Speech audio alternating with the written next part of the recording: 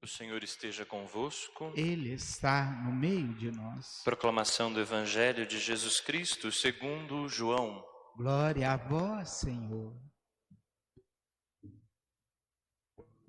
Naquele tempo, disse Jesus a seus discípulos: Não se perturbe o vosso coração. Tendes fé em Deus. Tende fé em mim também. Na casa de meu Pai há muitas moradas. Se assim não fosse, eu vos teria dito: Vou preparar um lugar para vós, e quando eu tiver ido preparar-vos um lugar, voltarei e vos levarei comigo, a fim de que onde eu estiver, estejais também vós. E para onde eu vou, vós conheceis o caminho. Tomé disse a Jesus: Senhor, nós não sabemos para onde vais. Como podemos conhecer o caminho? Jesus respondeu: Eu sou o caminho, a verdade e a vida. Ninguém vai ao Pai senão por mim. Palavra da salvação.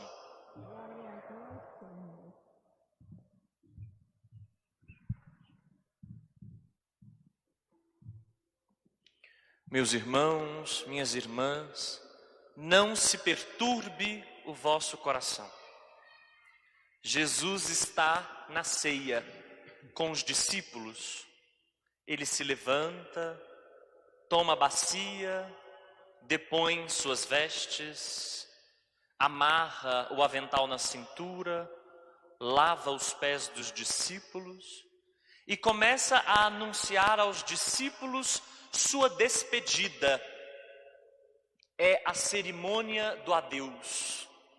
Jesus vai mostrando aos seus discípulos que chegou a sua hora, a hora da sua glória, e a sua glória é a sua entrega, a entrega da vida.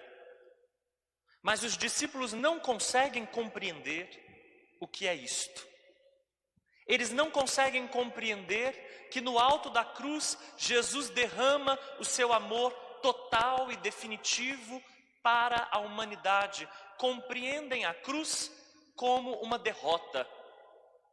Jesus Cristo mesmo já disse: Ninguém me tira a vida, eu a dou. Mas os discípulos não conseguiram ainda compreender isto.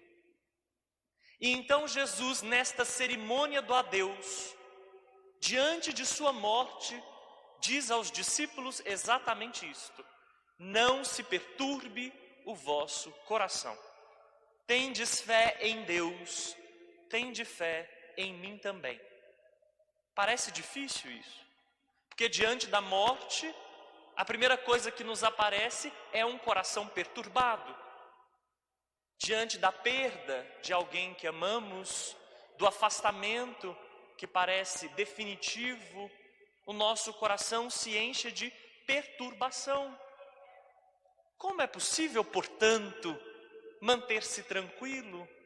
Será que Jesus está pedindo da gente algo que é inumano, um salto para além das nossas capacidades? Certamente não. Certamente não. Porque o nosso coração pode descansar no coração de Deus.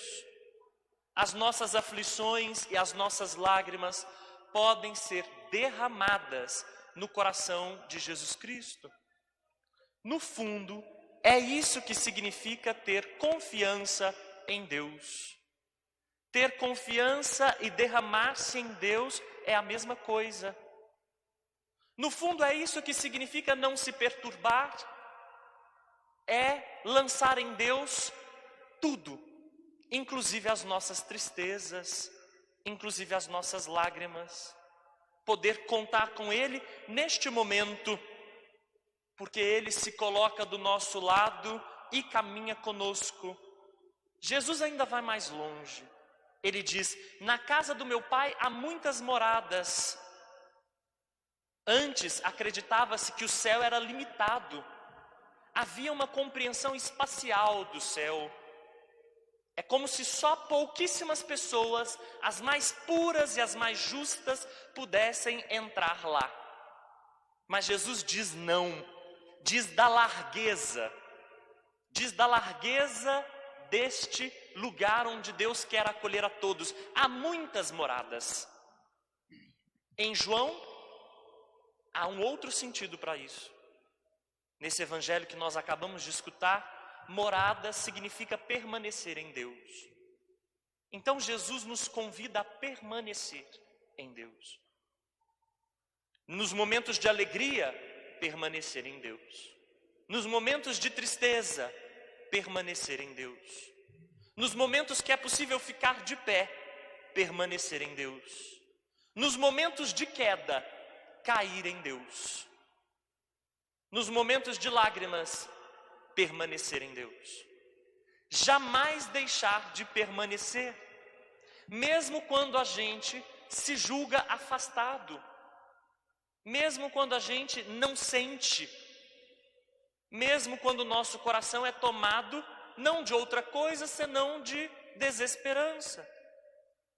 Como é que nós, nesse momento, podemos permanecer em Deus? O jeito de permanecer em Deus é recordando que Jesus é o caminho, a verdade e a vida. Jesus é o caminho. Vamos pensar sobre isso. Jesus não aponta um caminho, Jesus é o caminho.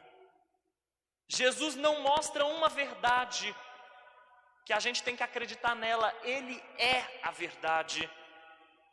Jesus não nos apresenta um jeito de viver, Ele é a vida. Então o jeito de permanecer em Deus é permanecendo com Jesus Cristo. É seguindo o caminho, a verdade e a vida que é Jesus. Mais ainda, Jesus é o caminho e a verdade para a vida. A gente encontra a vida junto de Jesus, é seguindo o caminho e a verdade que Ele é.